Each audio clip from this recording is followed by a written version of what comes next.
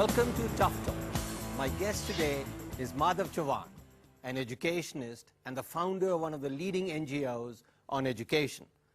And what better person to talk to regarding the Right to Education bill than him? Welcome to the show, Madhav. Thank you.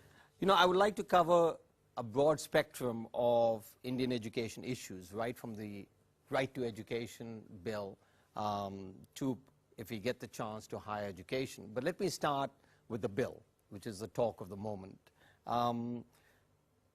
Any preliminary thoughts on, if you will, the good points of the bill, and in particular, how different it is from what they inherited, or what the Congress party inherited from the NDA several years back? The good part is that it is there. The bad part is that it's not sufficient and not very clear. But the strongest point perhaps in this is that there is a financial commitment from the government. State governments will not be happy with it because they'll say that you are saying that we'll get together and figure out who's going to pay what. But in the end, the law basically says that the union government will work with the state governments and the finance commission to figure out what's the cost and who's going to pay how much and where's the money going to come from. This was a very tricky issue as to whether there is enough money to provide free and compulsory education for all children, and in some way, a very Indian sort of way, that the law, it's no more a bill, it's now passed in the parliament, I think, today. So that is more or less sorted out. But let me try and get this. We've had a cess on education for the last several years. The government has been spending something like 3.5% to 4.5% of GDP on education for the last 60 years. What does this bill do that was not there before?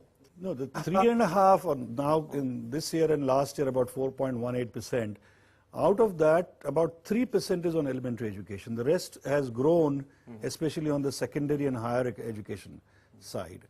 The percentage spending on elementary education has not really gone up, including even the cess and the midday meals for that matter. What has increased is the union government's contribution in the elementary education sector.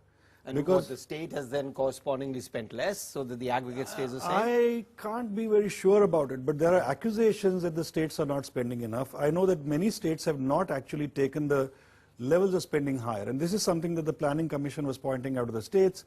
This is the bone of contention. Okay. Now, let's say we've got the bill, we've got the official sanction, it's now enshrined in law that the government will spend, and so on and so forth. Okay. How else is it different? One of the things that the bill, when I went through the bill, and as a layperson, let me say that I was shocked at some of the provisions in the bill. The biggest provision, if you will, or the biggest element there is that of Big Brother, more Babugiri.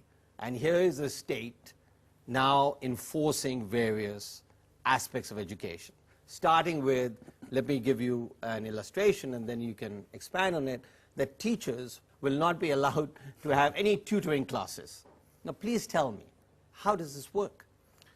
Well, on the tutoring side, as you know, there are various sides to it, because there are regularly even government school teachers or private school teachers routinely tell in the class that you come to my class afterwards, pay me. No, absolutely. Money. That's just like that saying, needs to be stopped. Whether you'll be able to police it or not is a second question. Tuba.com,